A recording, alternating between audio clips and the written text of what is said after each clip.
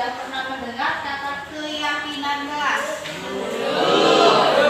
Sebenarnya kalian sudah pernah melakukan, tapi itu tidak tahu kalau itu adalah keyakinan kelas. Jadi keyakinan kelas itu sama seperti kita perjanjian di kelas ya.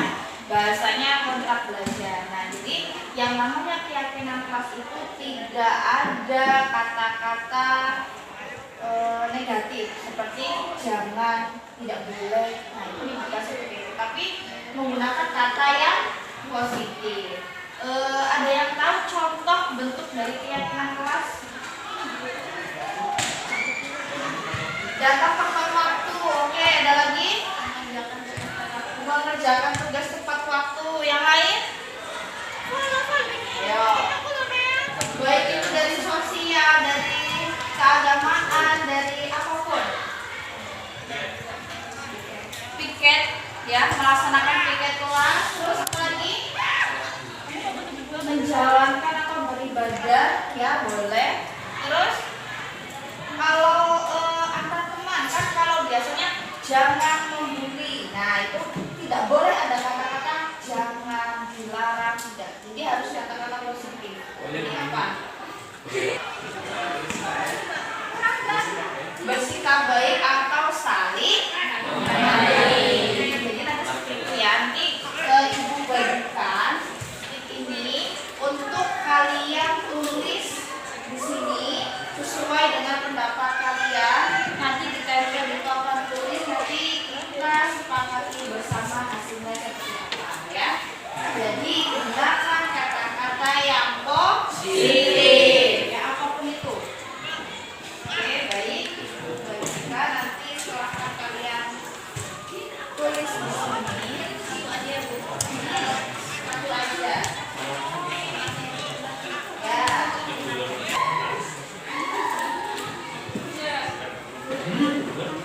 Sudah?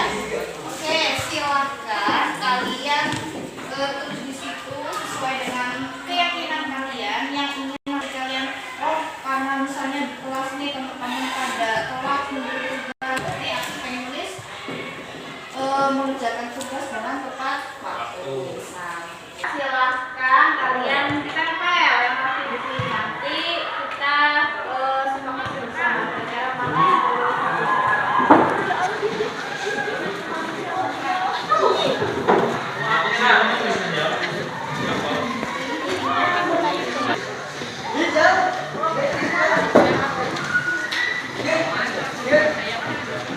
Aku panjang banget.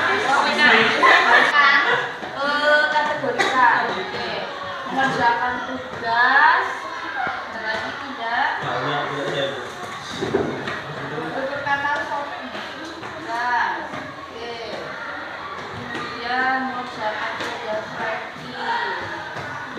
Membawa buku sesuai kelas.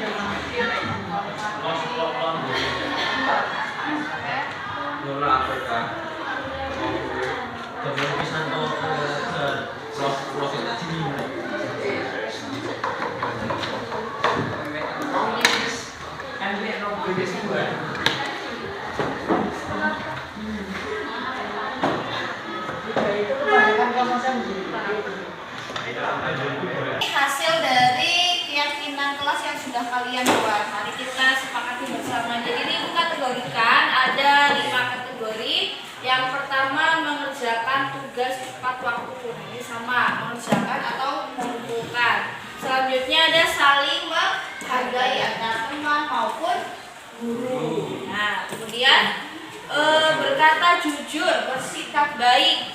Selanjutnya ada datang lebih awal. Yang piket datangnya harus lebih awal, tepat waktu dan aktif di kelas. Oke. Dan terakhir mentaati peraturan. Nah, ini kira-kira ini disepakati semua atau hanya beberapa?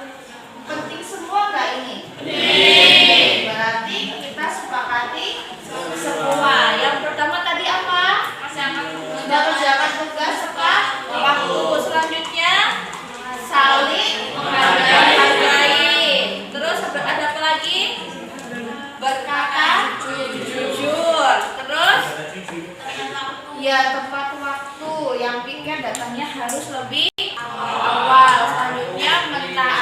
Nah, jadi ini hasil dari keyakinan kelas yang sudah kita buat dan kita sepakati bersama. Harapan Ibu kesepakatan ini bisa kita laksanakan setiap harinya ya. Jadi ini harus diingat khusus apalagi untuk pelajaran Ibu apa? Pendidikan agama Islam. Kalau ada tugas harus dikerjakan ya, saling menghargai antar teman maupun ya, tidak boleh ada saling ngejek ya, itu nantinya akan menimbulkan sakit hati.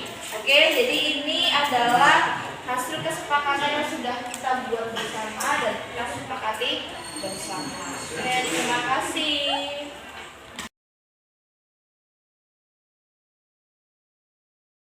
Berikut ini adalah keyakinan kelas yang sudah saya dan teman-teman saya sepakati. Yang pertama yaitu mengerjakan tugas tepat waktu.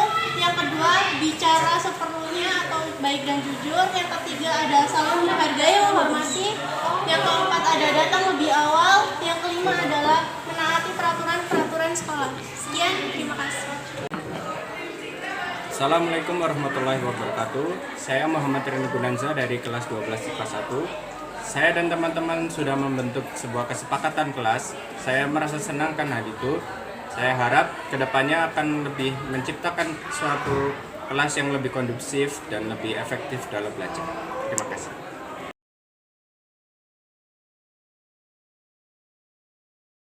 Bismillahirrahmanirrahim. Assalamualaikum warahmatullahi wabarakatuh.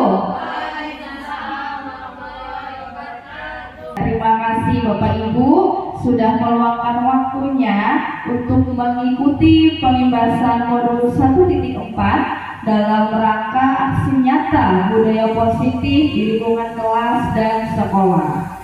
Sebelumnya perkenalkan saya Fauzani Mansari, calon guru penggerak angkatan 7 dari SMA Negeri 2 Girikrejo, Kabupaten Pringseu.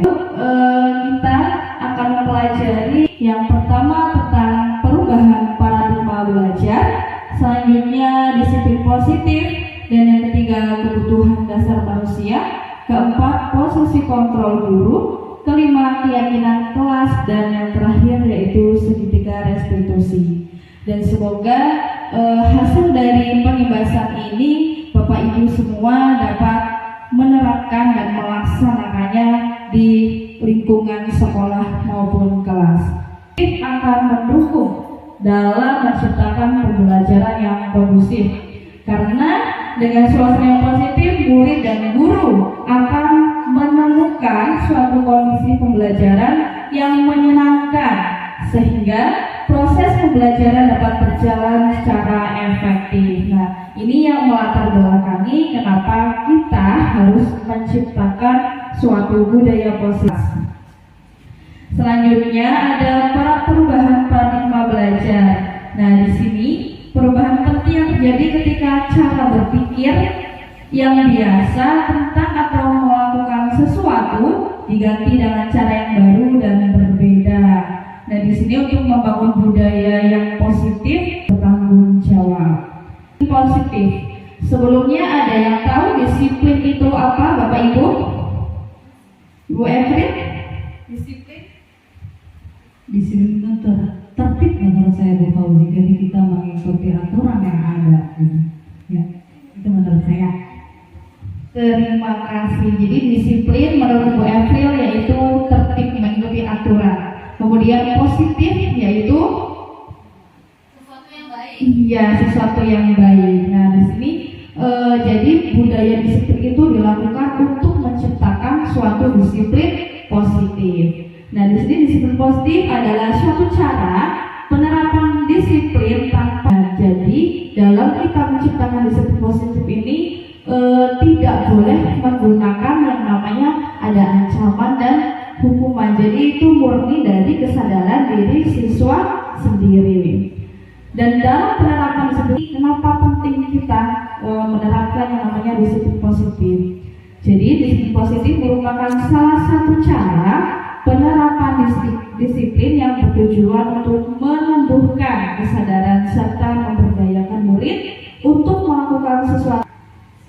Selanjutnya, disiplin positif akan melahirkan nilai-nilai kebajikan yang tergambar pada profil pelajar Pancasila.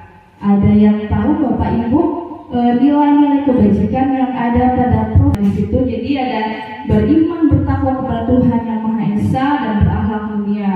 Selanjutnya ada kebinekaan global, gotong royong, mandiri. Selanjutnya, disiplin positif ini berangkat dari yang namanya teori motivasi perilaku manusia. Jadi yang mendasari seseorang itu melakukan disiplin itu ada yang namanya motivasi dari dalam diri maupun dari luar.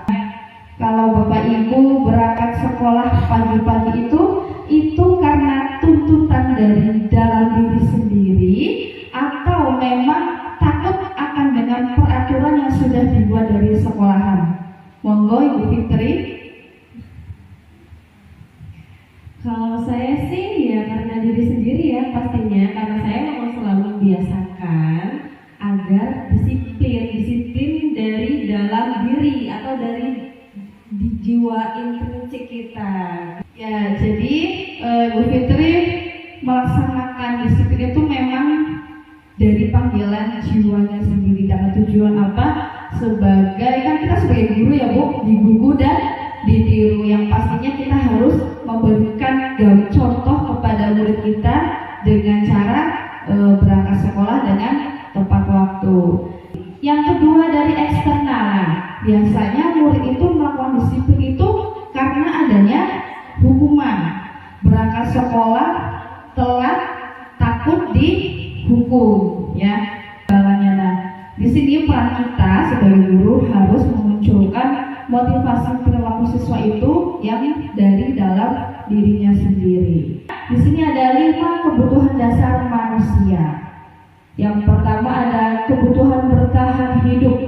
Nah, yang kedua, kita pun semua yang namanya manusia mempunyai 5 kebutuhan dasar. Apa? Yang pertama ada kebutuhan bertahan hidup.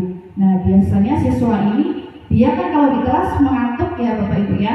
Nah, itu jadi itu termasuk ke dalam kebutuhan bertahan hidup. Jadi kita tidak boleh menghukum siswa yang di kelasnya itu dia selalu tidur. Nah, kita harus tahu mencari solusinya. Kenapa sih siswa ini sering tidur di kelas? Nah, jadi bisa kita temukan biasanya begadang. Begadangnya karena apa? Mungkin karena bekerja, membantu orang tua dan lain sebagainya. Selanjutnya ada kasih sayang dan rasa diterima. Nah, biasanya anak yang membutuhkan sekolah yang tidak menyenangkan karena apa? Ia membutuhkan kebutuhan dasar sebagai manusia, yaitu kasih sayang. Kemudian penguasaan, kebebasan dan kesenangan. Dalam hidup Bapak Ibu itu apa? Arti kesenangan dalam hidup yang Ibu alami saat ini apa? Kalau senang, bahasa senang itu kan dari hati ya. Jadi kalau arti kesenangan ya kita mempunyai atau mencapai apa yang kita inginkan itu sudah senang. Kita bisa, kalau kebetulan kami yang PNS bisa naik pangkat, merupakan kesenangan bagi saya. Itu terima kasih Bu Ci. Iya. Jadi apabila dari kelima kebutuhan dasar manusia tidak terpenuhi, apa Bu yang dialami? Bisa itu menurut Ibu dampaknya seperti apa? Kalau hanya salah satu saya kira mungkin tergantung masing-masing individu ya. Tapi mau tidak mau pasti ada ketimpangan dalam hidupnya. Bisa jadi dia yang biasanya powerful, biasanya terlihat ceria, akan terlihat sedikit powernya kurang, atau yang tadinya ceria tiba-tiba diam. Itu mungkin ada sesuatu yang hilang dalam bagian dari hidupnya. Terima kasih Bu Set atas pendapatnya. Nah, jadi kita sebagai guru harus benar-benar memperhatikan yang namanya kebutuhan anak agar kita tidak mudah menjudge anak, oh anak ini pemalas, tiap hari tidur terus di kelas. Nah, kemudian bisa kita lihat misal si anak ini selalu merebut makanan temannya. Kita harus cari ini kenapa sih anak ini selalu merebut makanan dari si temannya. Mungkin dengan alasan si anak tidak sarapan di rumah, ibu sudah tidak punya orang tua mungkin ya. sebagai guru ada 5, yaitu penghukum, pembuat rasa bersalah, sebagai teman, guru sebagai pemantau, dan sebagai manajer. Guru sebagai penghukum ini lebih bagaimana Ibu menurut Bu Desita? Hukum ini guru itu lebih memberi hukuman tanpa mempertimbangkan alasan siswa. Jadi guru itu tidak mau tahu alasan siswa kenapa dia bersalah. Mungkin begitu Bu. Ya, terima kasih Bu Desita, benar sekali. Jadi di sini guru sebagai penghukum itu dia tidak mau tahu alasan siswa itu terlambat apa ya. Tahu siswa terlambat, dia harus dihukum. Biasanya halus, tetapi ya bisa membuat siswa itu merasa bersalah. Anak-anak, Ibu di sini sudah menjelaskan dengan panjang lebar. Kok kalian tidak mendengarkan? Apa tidak kasihan dengan Ibu? Nah, seperti itu.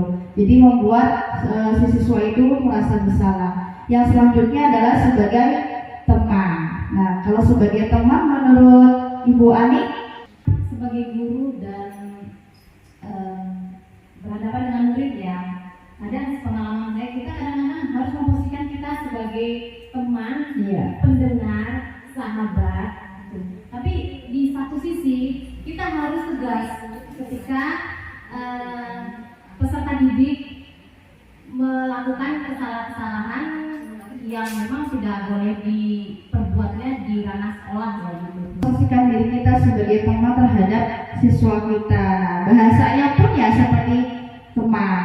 Kemudian pemantau. Pemantau ini cenderung memberikan apa menurut Bapak Ibu semuanya? Banyak tentang guru sebagai pemantau, posisi kontrolnya.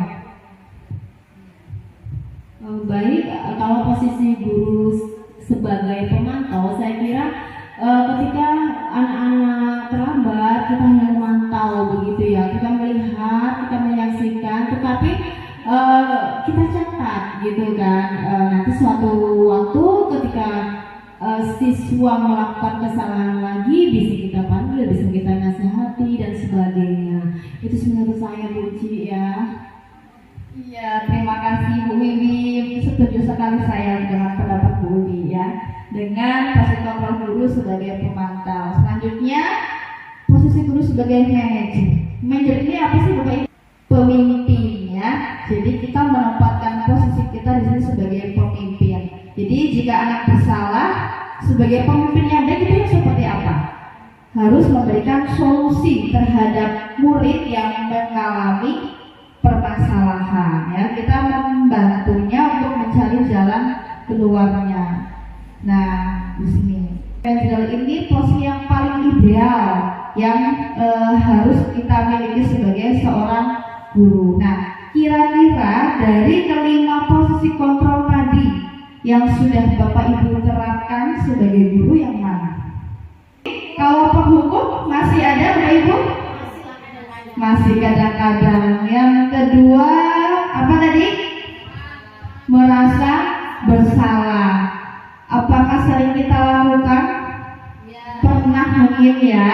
Kalau kita menjelaskan materi, siswanya ribut. Kemudian teman. Nah, ini biasanya ada siswa cewek atau cowok yang curhat ke kita. Nah, kita memposisikannya sebagai teman. Selanjutnya yang keempat, posisi guru sebagai pemantau. Sudahkah Bapak Ibu terapkan? Kadang-kadang. Dan ini posisi manajerial. Kira-kira tujuan saya membagikan pemahaman kepada Bapak Ibu semua agar kita bisa mengurangi hal-hal yang dapat membuat anak gagal. Ya, seperti yang sudah disebutkan Bu Desita, yang buat gagal itu adalah posisi kontrol guru sebagai penghukum dan pembuat merasa bersalah. Nah, kalau bisa ini kita sebagai manajer ini. Selanjutnya, langkah apa yang harus kita ambil untuk mewujudkan disiplin positif? Ya, diantaranya membentuk keyakinan kelas atau kontrak belajar. Ya, tujuannya apa sih Bapak Ibu kita membuat keyakinan kelas, Bu Desi? Agar anak-anak itu bertanggung jawab pada dirinya sendiri. Karena keyakinan kelas itu kan dibentuk berdasarkan kesepakatan bersama Bu. Jadi mungkin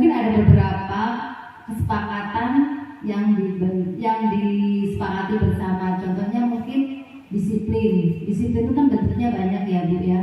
Nah misalkan Budesita, jadi banyak sekali manfaat kita membentuk keyakinan kelas, di mana keyakinan kelas ini berangkat dari kepercayaan siswa masing-masing.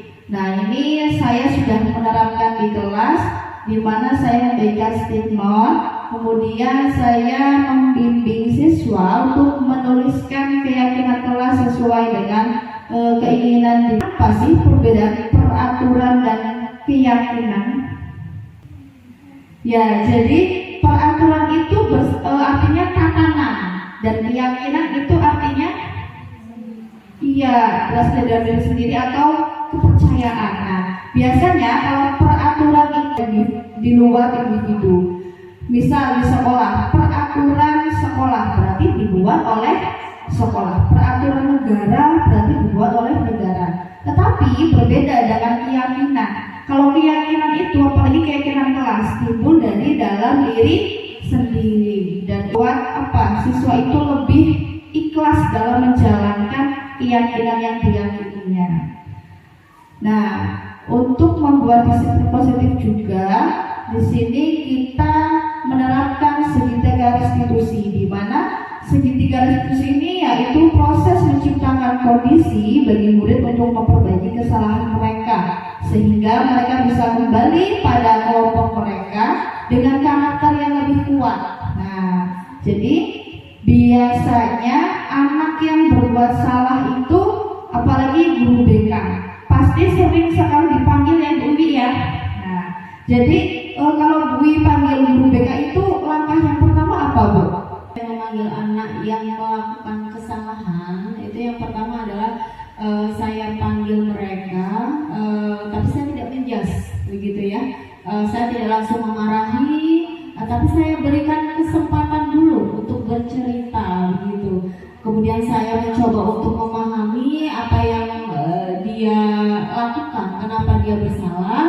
Baru kemudian saya coba untuk bagaimana dia mengambil sikap terhadap kesalahan dia untuk memperbaikinya seperti apa. Jadi saya hanya di sini sebagai guru BK itu mengarahkan saja, begitu Bu Uci. Ya, terima kasih Bu Uwi. Jadi kurang lebih Bu Uwi sudah secara tidak langsung sudah dapat menerapkan tahapan yang ada dalam segitiga restitusi. Dan di sini yang pertama ada menstabilkan identitas. Nah, biasanya kalau menstabilkan identitas ini anak berbuat salah, kita biasanya yang diucapkan besar. Tidak ada manusia yang sempurna, semua pasti pernah berbuat salah. Nah, kita stabilkan dulu keadaan. Ada lagi langkah kedua yaitu validasi tindakan. Biasanya kita gunakan dengan menggunakan kata kamu pasti punya alasan mengapa melakukan hal itu. Nah, biasanya anak terlambat pasti kan ada alasannya, misalnya bannya bocor atau bangunnya kesiangan karena nggak ada yang bangunin dan lain sebagainya. Nah, langkah yang ketiga kita menaikkan keyakinan dari yang sudah kita buat keyakinan kelas yang sudah lama. Nah, kita tanyakan kembali kepada siswa, masihkah kamu ingat dengan keyakinan kelas yang sudah kita buat? Nah, misal anak bertanya, menjawab masih. Kita jelaskan, nah ada apa saja yang sudah diyakini secara bersama-sama. Nah, jadi di situ kita menanyakan kembali mengenai keyakinan kelas yang sudah disepakati oleh anak-anak. Jadi kesimpulannya, suatu kegiatan pembelajaran diperlukan suasana yang nyaman dan kondusif, yaitu dengan terbentuknya budaya positif atau budaya baik yang ada di lingkungan kelas maupun sekolah. Membentuk budaya positif diperlukan disiplin positif yang tidak menggunakan hukuman, ancaman atau paksaan. Kita tidak boleh Bapak Ibu ya mendisiplinkan anak dengan menggunakan hukuman, ancaman atau paksaan. Jadi biar anak-anak itu dari dalam dirinya sendiri disiplinnya. Jadi itu diperlukan sebuah keyakinan kelas yang dapat membentuk siswa atau membangun karakter siswa dari lingkungan sendiri. Ya, jadi itulah tadi pembahasan mengenai budaya positif di lingkungan sekolah dan kelas. Semoga Bapak Ibu semua dan kita bersama-sama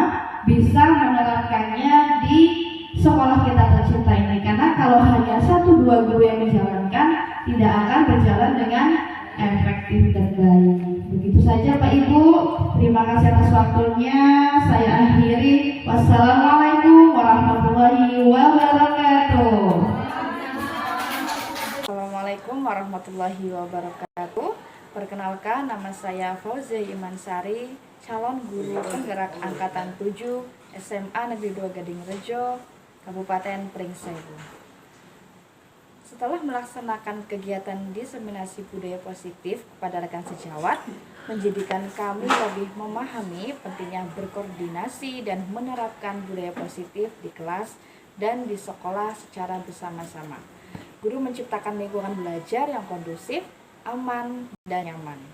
Pentingnya membuat keyakinan kelas agar siswa dapat bertanggung jawab dengan dirinya sendiri. Selanjutnya, rencana tindak lanjut atau perbaikan. Yang pertama, saya akan melakukan kolaborasi dengan rekan sejawat untuk menerapkan budaya positif di kelas dan di sekolah. Yang kedua, saya akan lebih maksimal dalam melaksanakan diseminasi dengan memberikan contoh-contoh kontekstual pada setiap konsep budaya positif. Yang ketiga, saya akan memotivasi dan membimbing rekan sejawat yang belum membuat keyakinan kelas. Yang keempat, saya sebagai pendidik akan berusaha memposisikan diri sebagai manajer ketika menghadapi peserta didik yang melakukan tindakan indisipliner dengan menggunakan penerapan segitiga restitusi sehingga peserta didik menjadi lebih pribadi yang mandiri, bertanggung jawab atas dirinya sendiri dan keyakinan kelasnya. Terima kasih. Sekian. Wassalamualaikum warahmatullahi wabarakatuh.